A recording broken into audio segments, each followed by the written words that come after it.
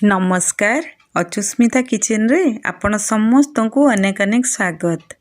आज मु आपण मान सहित शेयर करी सोयाबीन और मसूर डाली एक नुआ रेसिपी सोयाबीन मसूर डाली तरकारी। यह बनैबा जी सहज खायापाई से टेस्टी आउ हेल्दी यही रेसिपी बनैकी आप भात रुटी पूरी सबुथिरे खाई परिबे। वीडियोटी को फुल वाच करंतु। आशा करी आज रेसिपी आपण समस्त को पसंद आसिबो। पसंद आसले लाइक करंतु, शेयर करंतु एवं जदि मो चैनल को ए पर्यंत सब्सक्राइब करना ताहले प्लीज सब्सक्राइब करनियंतु एवं पाखरे थिबा बेल आइकन को क्लिक करंतु जहा फଳରେ मो अपलोड करूथबा वीडियो नोटिफिकेशन आपण को पाखरे सर्वप्रथमे पहुंच जिवो। चलंतु ताले स्टार्ट करिबा आज रेसिपी। एठी देखंतु मु नेछि किछि सोयाबीन। एठी आपण आपणको परिवार हिसाब रे सोयाबीन नै परिबे।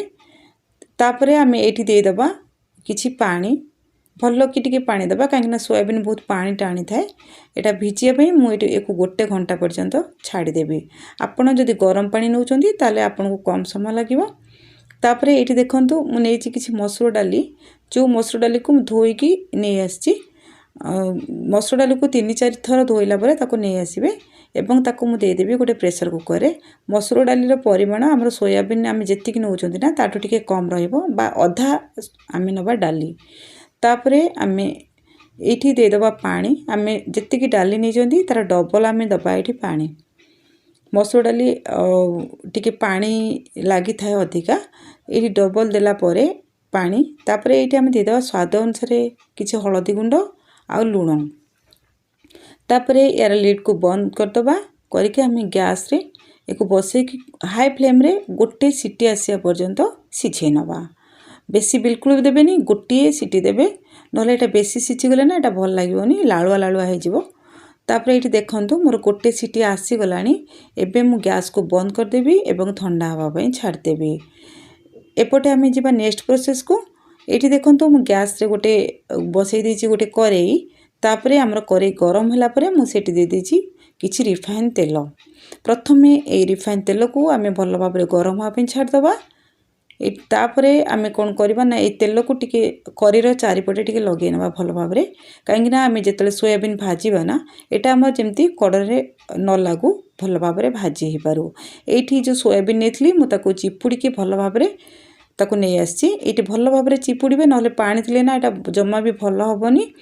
तापरे एठी मो स्वाद अनुसार अल्प टिके हळदी गुंड आ लूण केवल सोयाबीन रे जेतिक लागिबो मु सेठी सेतिक ही देइछि।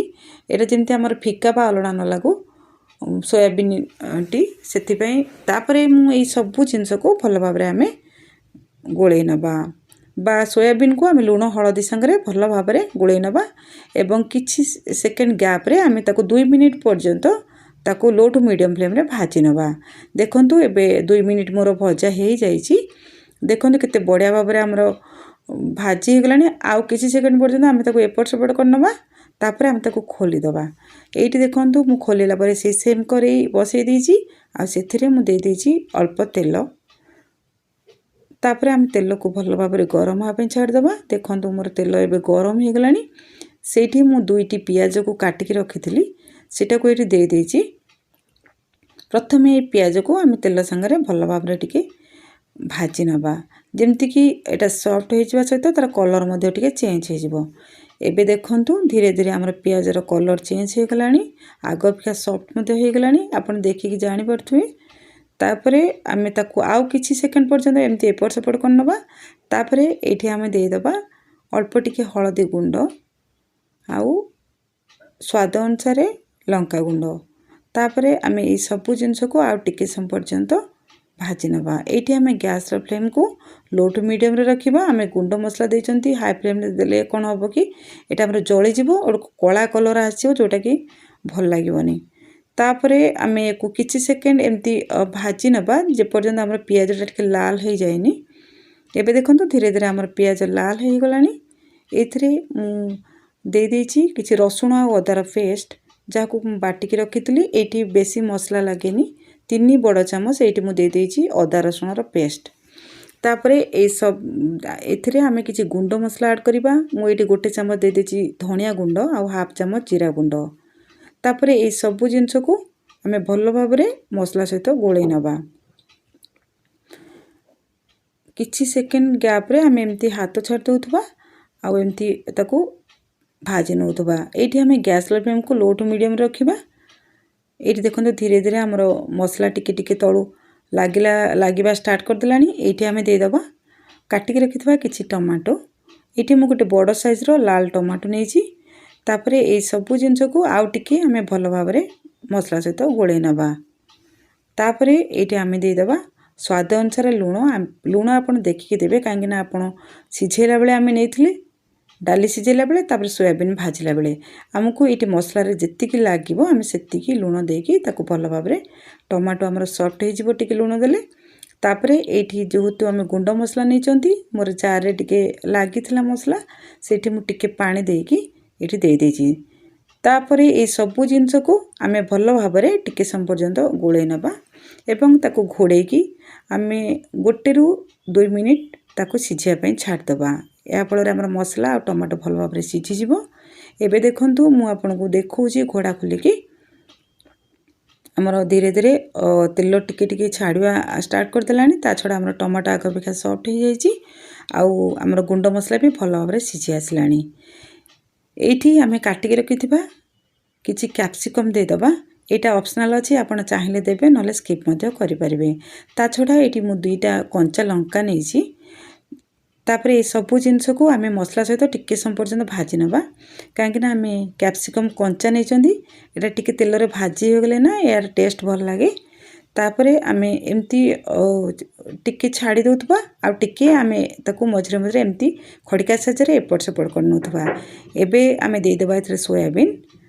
तापरे ए सोयाबीन देला परे आमे ताकू भलो भाबरे ए मसला सहित कसी नबा जेमती कि हमर मसला सबु सोयाबीन भितर को भलो भाबरे जाई पारू बा भलो भाबरे सोयाबीन हमर कसी हे पारू।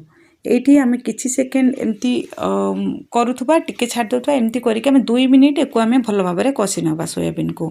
एबे देखंतु मोर हे गलानी 2 मिनिट।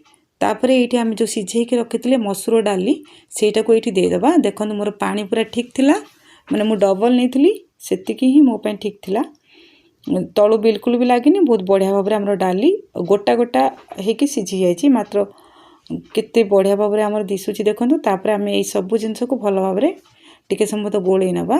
तापरे एठी मोर कुकर रे लागिथिला टिके डाली ता छडा मते एटा बहलिया लागुछि।